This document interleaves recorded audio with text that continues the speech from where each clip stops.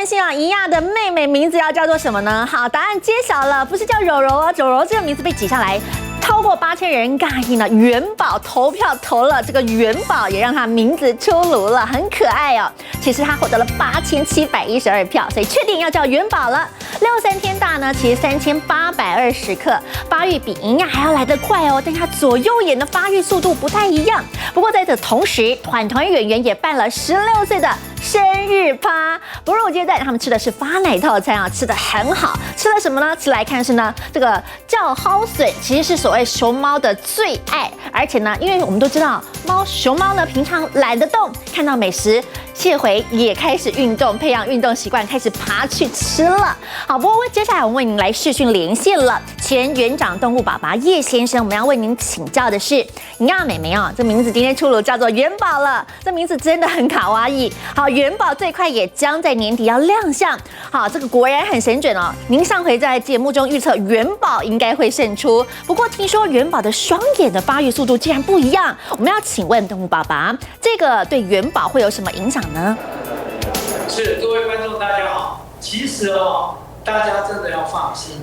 其实元宝我也没想到说，上回我一语成谶啊，就是因为我说如果叫元宝最好，因为元展他的妹妹就叫元宝，元宝又这会让大家财源滚滚有一个谐音，因为元宝大家都喜欢元宝啊。但现在就大家很关心，就是说他的这个眼睛发育，左右眼像有点不太一样。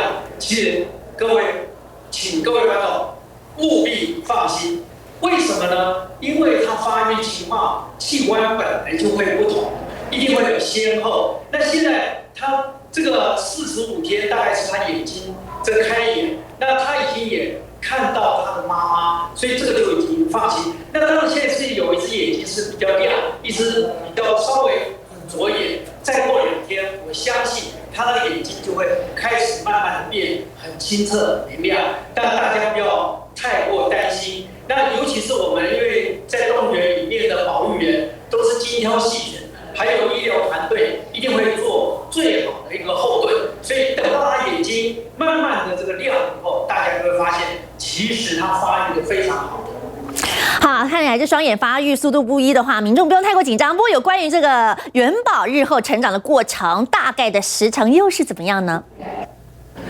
对，其实它真的是大非常快啊！你看它生下来的时候只有186公克，现在已经3800多嘛，所以大概就长了足足20倍。所以大家就知道这个猫熊这个或是熊猫，它的这个成长速度是几米多少几寸，而且长得非常快。最重要就是现在它的营养非常的均衡。